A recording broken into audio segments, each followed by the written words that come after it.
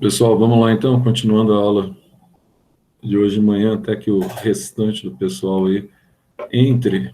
A gente estava falando sobre doença de Chagas, a gente estava falando sobre o principal transmissor, né, que é o percevejo, ou também conhecido como barbeiro, e como que acontece a proliferação desse transmissor, né? Nós vemos que, na verdade, o protozoário, ele é conhecido como Trypanosoma cruzi, e o principal transmissor, o barbeiro, o principal deles, além dos triatomas, infestans e sordina, nós vamos ter também o Panstródilos megistus, tá? E nós temos o outro também, que é o Rhodinensis, que é menos comum, mas são insetos aí, percevejos, que causam grandes males aí ao gênero humano, nossa saúde, pela transmissibilidade dessa doença que, ao atingir o organismo humano, ela vai parasitar principalmente a região do intestino, tá? A região do coração e a região que a gente chama de meningoencefálica, a região do cérebro. E nessa região do cérebro, ela pode causar aí impactos negativos em todos os sentidos aí, podendo levar o indivíduo à morte. No intestino, a gente vai fazer algumas colocações com relação a essa presença do barbeiro. Na região do trato intestinal, o barbeiro, ele começa a se reproduzir e quando diagnosticado, muitas vezes é necessário. Nós tivemos uns anos atrás aí no Colégio Atenas, uma professora que teve o problema e foi necessário a retirada de parte do intestino, fazer uma cirurgia mesmo, para retirar parte do intestino dessa professora na época, certo? Essa professora não está mais conosco, ela trabalhou aqui um tempo, mas esse pessoal que tem mais propensão de desenvolver a doença de Chagas é o pessoal que morou ou mora na região do Paraná, região sul, onde você tem muitas casas de madeira até hoje, né? Parece um pouco com a questão habitacional americana, o pessoal gosta de uma casa de madeira. O problema é que as casas de madeira, à medida que elas vão envelhecendo, vão surgindo ali frestas na madeira, e essas frestas na madeira aí, ó, elas atuam como forma de ninho, né? Ninho do barbeiro. Favorece o barbeiro se reproduzir nessas frestas, tá? E outra coisa que você ainda encontra muito aqui em Minas Gerais e no norte do país, e aqui na região norte de Minas. Quando você pega o norte de Minas, a gente está muito ali familiarizado com o pessoal da Bahia, né? Você pega, então, a região da Bahia. Então, nessa região do norte de Minas, você tem o que a gente chama ali de casas de pau a pique. O que é isso, Zé? Casas de pau a pique. Casas de pau a pique é aquelas casas que são casas feitas com barro mesmo, barro misturado com madeira, né? Só que nessas frestas que ficam dessas casas de pau a pique, muitas vezes você tem aí o local onde o protozoário ele acaba se hospedando, tá? Dentro do barbeiro. Então, o que acontece? Ele começa a se proliferar nesses locais, e ao se proliferar nesses locais, você favorece a disseminação da doença. Na região norte do país, você tem muito problema ainda com essa doença. Parece que é uma doença, você fala assim, nossa, Zé, uma doença que nós não temos tanto problema mais no Brasil, não é verdade, tá? Você tem ainda muitos problemas com essa doença, é uma doença que ela acaba se espalhando no Brasil como um todo, tá? E você tem muitas regiões que ainda persiste o problema. Então, não é um problema inacabado, não é uma situação controlada que nós temos no Brasil, não. Nós temos várias áreas que são conhecidas como surtos endêmicos. Então, principalmente em áreas cujas edificações são de madeira ou as edificações são de pau a pique. Então, uma das recomendações que a gente faz, né, é evitar que as pessoas construam casas dessa natureza. Então, nem casa de madeira, nem casa de pau a pique, né? Construa casas de alvenaria. Quando você estiver construindo casa de alvenaria, você tem uma forma preventiva aí contra essa doença que é a miocardite chagásica. Bom, Zé, e com relação à doença que a gente começou a falar hoje de manhã, quem é o reservatório natural da doença? Então, continuando o que nós estávamos falando hoje de manhã, nós vamos ter aqui alguns detalhes que eu quero passar para vocês aí. Acho que está aparecendo para vocês aí a projeção, né? O nosso amiguinho aqui, o quadro. E eu gostaria de falar com vocês acerca desses reservatórios naturais, que eu comecei a falar, mas aí não deu tempo. Como é que o percevejo ele é contaminado por esse protozoário? Então, na verdade, muitas vezes nós estamos preocupados da forma em que o homem, tá, é contaminado pelo percevejo. Mas, na verdade, você tem aqui os reservatórios, vou colocar assim, reservatórios naturais da doença. Então são nesses reservatórios naturais que o percevejo, ao picar esses reservatórios, tá, eles acabam se contaminando com a doença. Exatamente. Então, quais seriam esses reservatórios naturais? Nós vamos ter aqui, ó, macaco, tá? Alguns animais, vou colocar assim, ó, animais silvestres, ponto. Animais silvestres. Quem seriam esses animais silvestres? Só para citar alguns que é muito comum. Tatu, inclusive naquele buraco que muitas vezes o tatu se esconde, você vai encontrar percevejo, tá? O tatu, você tem aqui a cotia, você tem aqui o gambá, você tem aqui o próprio macaco. Eles são reservatórios naturais, tá, do Trypanosoma cruzi. Então, muitas vezes eles se encontram infestados e eles conseguem transmitir, tá? Eles conseguem infestar o mosquito. E o próprio homem, ó, vou colocar aqui, e o homem doente. O homem com miocardite chagásica, tá? Então, o que eles fazem, tá? Eles contaminam o percevejo virgem, que não tem a doença. Então, eles contaminam o percevejo, ou barbeiro, né? Percevejo virgem. Então, a maioria dos percevejos não tem a doença, são virgens, tá? Eles são contaminados à medida que o percevejo ele pica o animal silvestre. Então, o percevejo, o barbeiro, ao picar o animal silvestre, ele recebe o protozoário, tornando-se, então, transmissor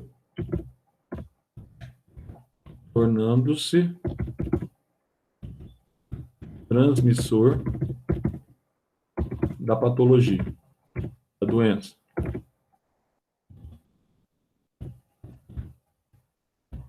Que legal, Zé. Aí você fala para mim assim, Zé, mas quais são as fases que nós temos dessa doença aqui? Como é que ela se desenvolve? Como é que são as fases que diz respeito a essa doença? Tem alguns sintomas característicos, tá? Então, assim, gostaria que vocês guardassem para mim duas coisas. Quando a gente fala de fases da doença, uma coisa que você não pode esquecer é que você tem que guardar de qualquer jeito. Primeiro, você tem a fase que a gente chama de fase aguda e você tem a fase crônica. Zé, então tem duas fases distintas? Tem duas fases distintas. Então, como que eu vou estabelecer aqui a diferenciação entre essas duas fases distintas? A fase que a gente chama de fase aguda é a fase que a gente chama de fase inicial da doença. Como é que ela acontece? Aí você tem alguns sintomas, e esses sintomas são parecidos com outras doenças que nós temos no cotidiano, que, aliás, esse ano até nós já falamos muitas vezes dessas outras doenças. Vamos citar alguns exemplos aqui. Embora não sejam doenças provocadas por protozooses, mas nós temos algumas doenças, por exemplo, como a dengue, né? Nós temos outras doenças aí, como a chikungunya, que são caracterizadas por febres, tá, na fase inicial. Todo mundo já se deparou aí com dengue, ou já teve dengue, ou já passou por algum episódio familiar em que houve a presença da dengue.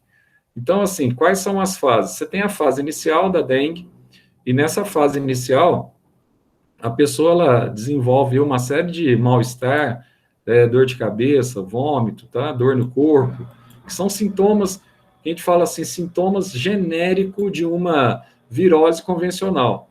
Ah, Zé, são sintomas genéricos? Sim, são sintomas genéricos. Se são sintomas genéricos, então esses sintomas é de difícil diagnóstico, porque quando você é submetido a essas condições, você pode estar com uma doença como essa, uma virose normal, tá? Ou você pode estar com uma doença mais grave. Ah, então pode ser então das duas formas. Sim, pode ser das duas formas. Então, por isso que é muito difícil você ter o diagnóstico preciso com relação aos sintomas de qual doença você tem inicialmente.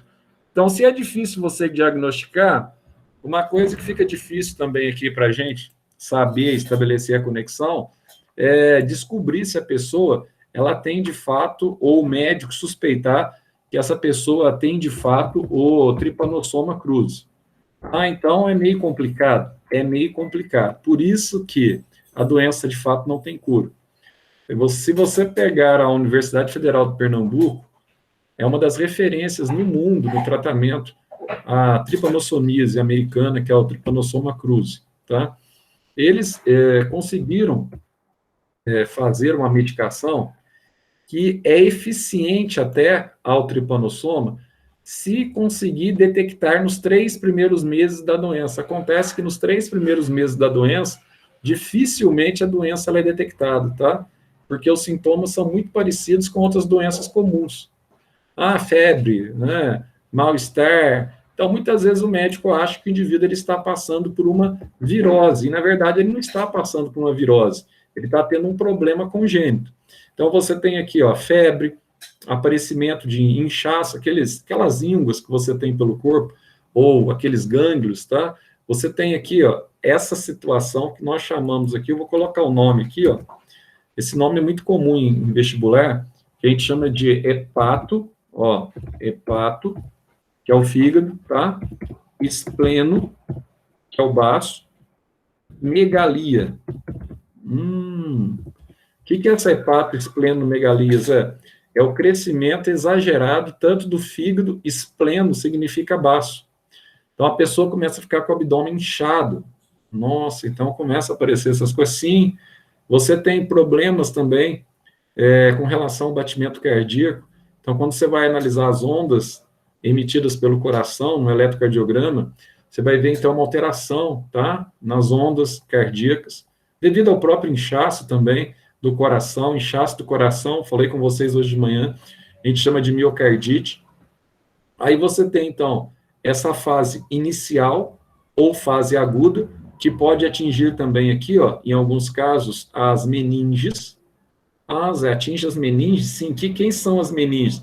As meninges, dura mater, pia mater e aracnoide, são aquelas 3 membranas que revestem o nosso cérebro, tá? Então, na fase inicial, ó, os sintomas são de 3 a 8 semanas, ou seja, até 2 meses, mais ou menos. Agora, na fase crônica, o que vai acontecer na fase crônica? A pessoa ela pode manifestar os sintomas aqui muitos anos depois do contágio da doença. No mínimo 10 anos após o contágio da doença. Aí a pessoa vai ter problemas sérios no coração, pode ter aqui também a presença do protozoário na região do esôfago e a presença do protozoário na região intestinal, tá? Então, você vai ter aqui que 70% dos portadores permanece de 20 a 30 anos, tá? Na fase que nós chamamos como fase assintomática ou indeterminada da doença. Aí, por isso que a maioria que tem a doença, muitas vezes, ela não vai morrer da doença, tá? Ela vai normalmente morrer de uma outra doença que não seja essa. Então, o organismo, normalmente, ele resiste bem à doença. Ah, Zé, então deixa eu entender. E as formas preventivas? O que eu tenho que fazer para eu prevenir quanto a essa doença? Então, já as formas preventivas, como eu falei para vocês, é importante desde a construção de casas de alvenaria até também o combate. Hoje em dia você não tem tanto problema mais com barbeiro, tá? Mas quando há necessidade em regiões que você tem muito barbeiro, o interessante mesmo é você usar inseticidas para matar o barbeiro também, tá? Porque ele é um inseto traiçoeiro. Ele te pica à noite, quando você está dormindo, você está indefeso, e aí você tem, então, problemas que você acaba que favorecendo o contágio, que você vai coçar o lugar que ele picou, aí você acaba favorecendo o contágio da doença. Então, algumas coisas interessantes. Você não tem nenhuma vacina, aliás, vacina para doença provocada por protozoário, ao contrário das doenças provocadas por vírus e bactéria, é muito difícil você ter uma vacina, tá, para esse tipo de doença. Então, é complicado. Tomar cuidado aqui, casa de sapê, que é muito comum aqui entre os indígenas, né? Você tem aqui a casa de pau a pique. Então, cuidados para preservar essa casa. Então, você vai aqui combater, muitas vezes, o inseto com inseticidas específicos. Utilização de telas nas portas e janelas, tá? Isso ajuda ou minimiza a entrada desse inseto transmissor, tá? Então, são algumas medidas interessantes que podem ser tomadas de acordo com a necessidade. Bom, a gente falou do primeiro, vamos falar do segundo agora. A gente vai ter aqui também o segundo flagelado, que a gente vai chamar de Glossina palpalis. Zé, o nome do protozoário é assim, ó, Glossina palpalis. Quem que é essa Glossina palpalis? Será que a gente já estudou isso aqui? Provavelmente vocês já viram falar sobre ela no ensino fundamental, tá? Em algum lugar do passado, vocês ouviram falar sobre a Glossina palpalis. Aqui, ó, toda vez que você escrever o nome, você deve colocar essa grafia, tá? Ou em itálico, quando você está digitando, ou você deve colocar a grafia diretamente com um tracinho contínuo embaixo. Por quê? Porque o nome do protozoário, ele deve ser escrito, então, em latim. Esse é o nome dele. Ah, e como é que chama essa doença? Essa doença aqui, ó, comum no continente africano, ela é conhecida como encefalite letárgica. Ah, Zé, encefalite letárgica. Então, falou encefalite, envolve o cérebro, envolve o encéfalo. Então, você tem uma infecção na região do cérebro, sim, provocado por um protozoário, exatamente, encefalite letárgica, tá? Ou o nome que você vai conhecer aí, ó, doença do sono. Então, aqui eu botei a doença do sono. Sim. Como é que ela é transmitida? Essa doença aqui é legal, ó, a transmissão dela. A transmissão se dá através da picada de uma mosca. Picada da mosca. O nome convencional dessa mosca, com certeza, em algum lugar da sua vida você já viu, é a mosca tsetse, tá? Ou a gente chama de mosca do sono. Mosca do sono. Nossa, Zé. Eu coloquei aqui o invertido aqui para vocês aqui, ó. Esse aqui é o nome da mosca. Peraí, deixa eu colocar aqui. O nome dessa mosca, Zé, que provoca encefalite letárgica, é Glossina palpalis. Deixa eu colocar aqui entre parênteses. Então, aqui você vai ter, ó, o nome da mosca, Glossina palpalis. E aqui, ó, o nome do protozoário que é transmitido pela Glossina palpalis. Deixa eu colocar o nome do protozoário aqui, ó. Eu inverti. Aqui você vai ter, ó, o tripanossoma. Mesma coisa do outro, só que esse é Trypanosoma gambiensis. Gambiensis. Por quê? Porque ele é comum na África, tá? Ele é comum na região de Gâmbia, na África. Então, comum em solo africano. Vou colocar aqui, ó, muito comum na África. Mas aí, Zé, e essa doença aqui, que é um outro tripanossoma, então eu tenho o cruze e tenho o Brusei gambiensis. Pode colocar também outro nome que eles colocam, Brusei gambiensis. Vamos ficar só com dois nomes? Então, essa doença ela é transmitida por uma mosca. E por que que é mosca do sono? Porque quando o indivíduo, ele pica, ou ele é picado por essa mosca, que é conhecida como Glossina palpalis, a pessoa, ela sente muita moleza. Na verdade, isso aqui não é um sono convencional. Na verdade, é a infecção do cérebro que leva a essa moleza, que leva o que nós chamamos aqui de astenia, que leva o que nós chamamos aqui de enfraquecimento, tá? Então, a pessoa, ela começa a sofrer demais com o enfraquecimento. Ah, então ela começa a enfraquecer demais? Começa. Então, como ela está enfraquecendo, ela sente muita tontura. Então, ao sentir tontura, o que vai acontecer com essa pessoa? Ela sente dormência. Por quê? Porque falta oxigenação na região cerebral dessa pessoa. Ah, mas por que se essa doença não é uma doença tupiniquim, não é uma doença restrita ao território nacional? Por que que ela é importante? Ela é importante porque ela é sempre uma doença iminente de ser importada para solo nacional. Então ela pode vir para cá? Pode, tá? Mas e aí? Isso acontece sempre? Acontece. Se você pegar, por exemplo, Zika vírus, tá? São doenças que nós não tínhamos aqui até 2015, e se você pegar chikungunya, Zika vírus, foram todas doenças importadas do continente africano. Então a gente tem que tomar sempre cuidado com essas doenças, porque essas doenças, com o passar do tempo, elas não só são doenças endêmicas em solo africano, como elas podem passar a ser doenças endêmicas em solos nacionais. Uma doença que se tornou endêmica, que era africana, que veio para o Brasil, né, e que se adaptou muito bem no Brasil aqui, ó, é a famosa doença conhecida como malária, que também nós vamos ter aqui na malária, tá, uma situação bastante legal e bastante simples de se estudar. É uma doença que você vai ter aqui, que atingia e atinge há mais de 5 mil anos, ela atinge o território africano, e hoje ela atinge também o território nacional, principalmente a região norte do país.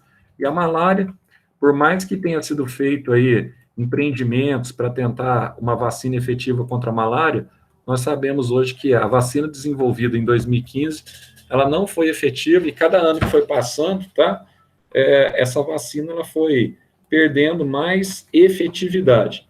Então, você tem uma doença aqui, ó, que é a doença conhecida como doença de von Econom, tá? Que é uma forma atípica da encefalite, cujas causas não são conhecidas.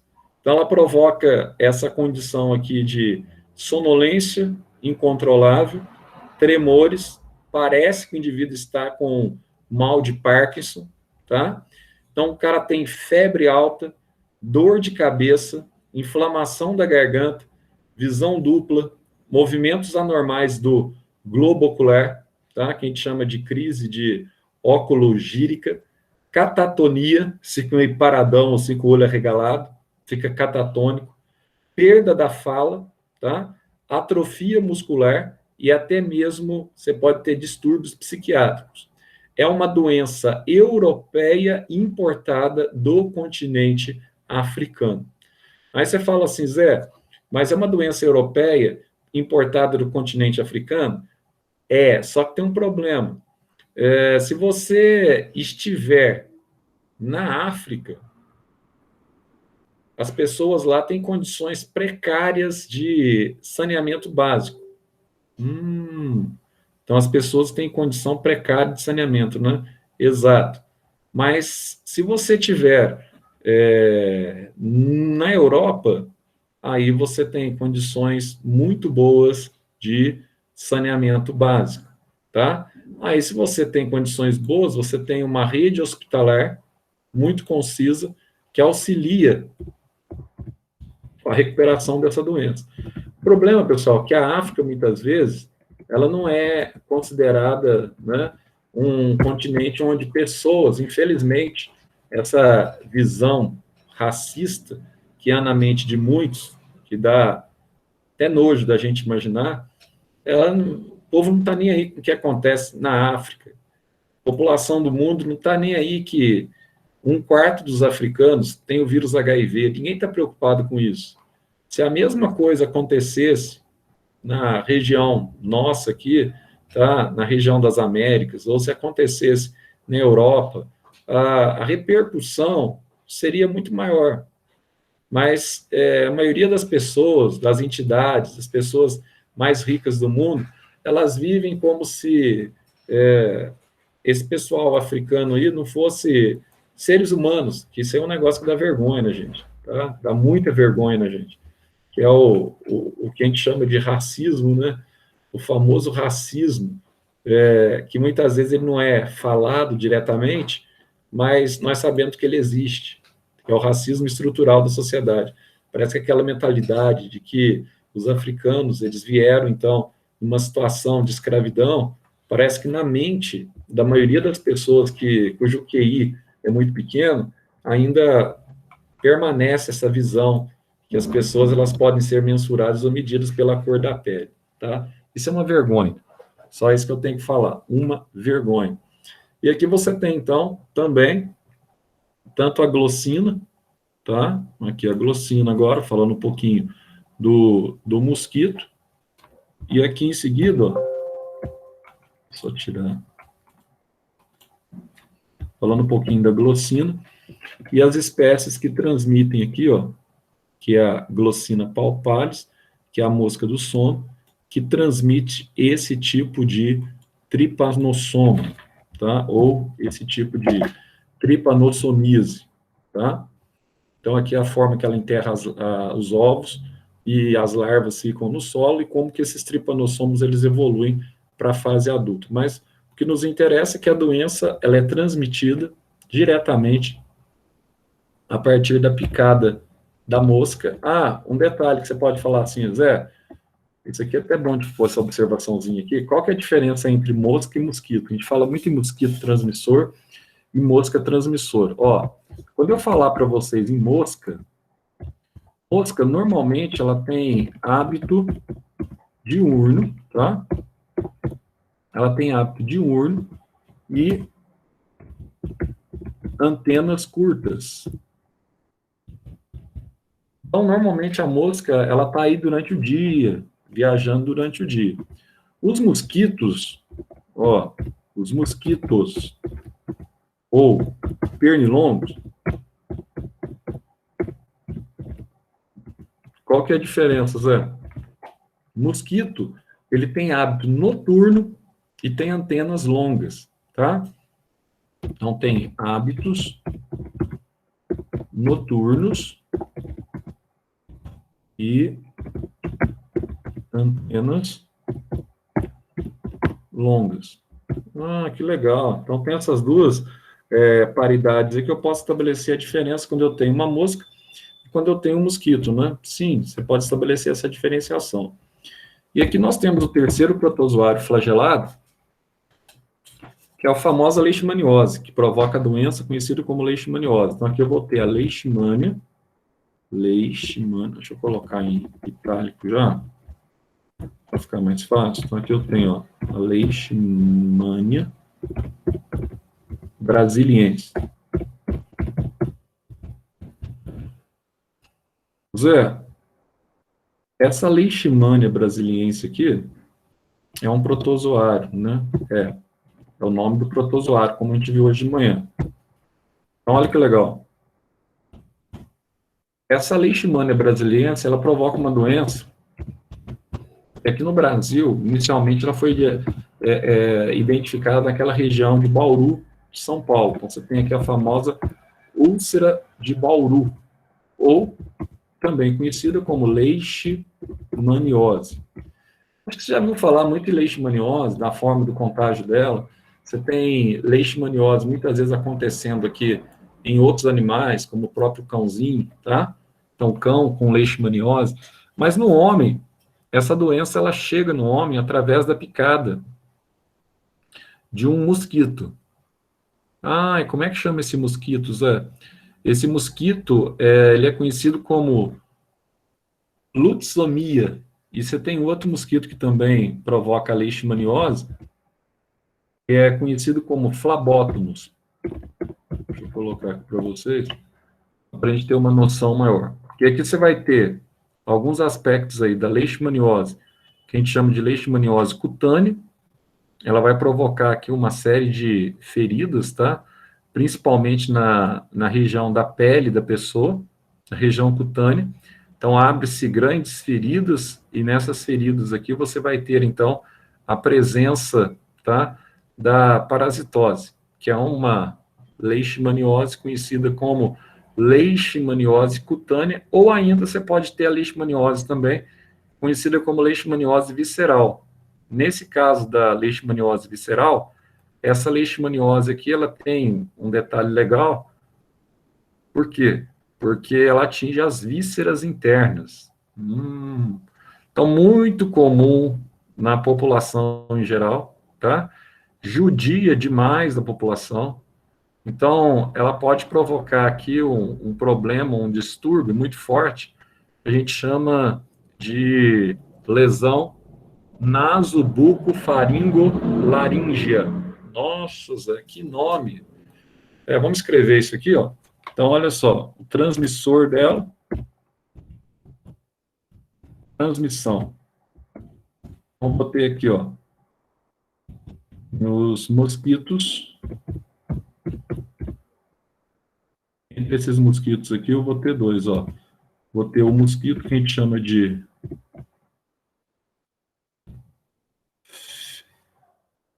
flebótomos e o mosquito lutzomia. Lutzomia longipalpis. O primeiro, ele é mais comum no continente europeu, tá? E o segundo, ele é mais comum aqui no Brasil, na América. Ah, então são esses mosquitos que transmitem. Sim. São esses mosquitos que transmitem. Só que aqui, ó, aí você tem um detalhe legal. Aí qual seria esse detalhe legal? Aí nós vamos ter aqui, ó, deixa eu só colocar ele em itálico. Qual seria esse detalhe legal, Zé? Bom, aqui nós vamos ter aqui, ó, uma úlcera que é aberta, tá? No local onde o protozoário ele vai se hospedar ou ele vai se estabelecer. Então, aqui os sintomas, os principais sintomas da doença: febre,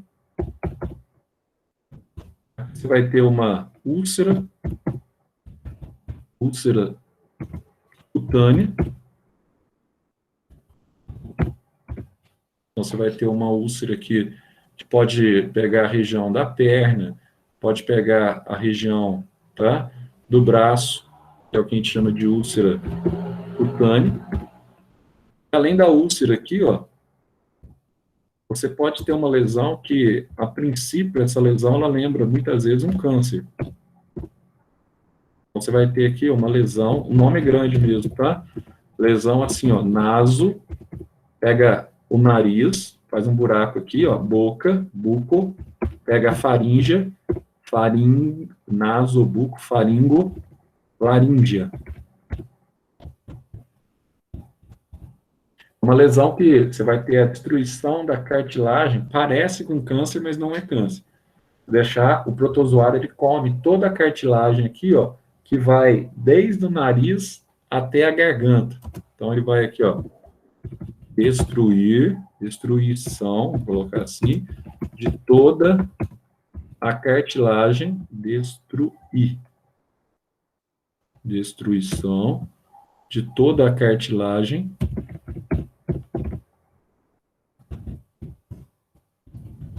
que vai do nariz à garganta. Então, tá aí. Nossa, Zé, destrói tudo. Pois é, destrói tudo. Então, você tem esse tipo de sintoma. Então, é uma doença que pode dar no homem, mas pode também atingir animais. Pode atingir animais, tá? Normalmente, essa doença, a leishmaniose cutânea, ela está muito relacionada aí com a pobreza, tá? Com áreas, é parecido com a questão da dengue também, com áreas que não são limpas, com áreas que você tem aí a falta, né, de higienização, tá? Daquela região. Então, isso favorece a proliferação de mosquitos, e como favorece a proliferação de mosquitos, aí você vai ter problemas muito frequentes com essa doença aí que nós chamamos de leishmaniose. Zé, mas e para resolver o problema? O tratamento da leishmaniose, muitas vezes ele é feito através de injeções de antimônio. O problema é que o antimônio é um material bastante agressivo para a saúde. E quando você vai fazer o tratamento com antimônio, você diminuir os impactos dessa doença no corpo do homem, você tem um probleminha. Se a pessoa ela contrai leishmaniose, e se essa pessoa for uma mulher grávida, ou se for um homem que tem alguma doença no coração, aí você tem um BOzinho aqui, porque essa pessoa ela não vai poder tomar o antimônio. Por que ela não vai poder tomar o antimônio, Zé? Porque o antimônio é uma medicação muito tóxica, que ela não é aconselhável para pessoas que tenham, tá, gestação ou cardiopatia. Ah, então tem essa situação aí, tem essa situação.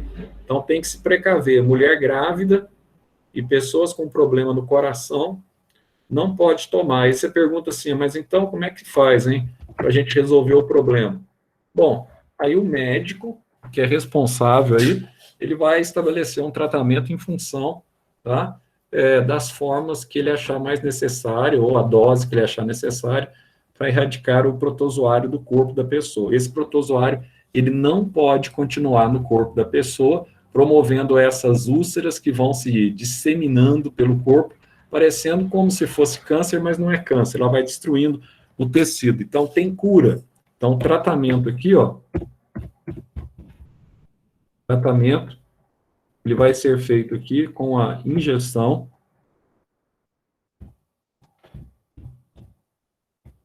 injeção de antimônio. No latim, a gente representa o antimônio por SB, tá? Então, injeção de antimônio que é aplicado no paciente. Com essa restrição, é tóxico para gestantes. Então, vou colocar cardiopatas, e você vai lembrar para mim que cardiopatas são pessoas que têm problemas no coração, tá? Tóxico para gestantes e cardiopatas. Então, você tem essa famosa injeção de antimônio. E a critério médico, né, Zé? A critério médico. E essa área que foi destruída aí, que vai do nariz até a garganta, essa área que foi destruída. Bom, essa área que foi destruída, ela pode ser recuperada? Pode. Então, essa área, em alguns casos, ela é recuperada através de cirurgia plástica. O médico pode colocar uma prótese naquele local e pode tentar recuperar o local com algum tipo de cirurgia. Eu vou passando para vocês aqui. Deixa eu colocar aqui já, deixa eu salvar esse documento. Aí eu vou passando para vocês. Semana passada a gente já estava falando sobre outro tema pertinente, né? Eu vou passando o material que a gente vai construindo aqui durante as aulas. E já na próxima semana, a gente deve terminar esse caderno 3, talvez já iniciar o caderno 4. Então, vou colocar aqui como protozooses. Lembrando que isso aqui é um adendo da aula que nós começamos mais cedo, tá? O que eu faço? Você imprime aí, cola no seu caderno, ou você copia, não sei o que você achar melhor aí, para mim tanto faz. Você vai ter que ter esse material aí para ajudar na hora da prova, tá? Para você ter um material aí para você estudar. Então, deixa eu colocar aqui, ó, para a gente estabelecer aqui o contato, cadê? Protozoose.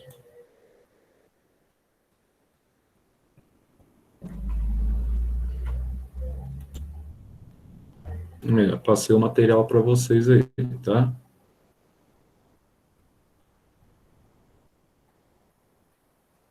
Pessoal, agora você faz o favor para mim de colocar presente aí do lado.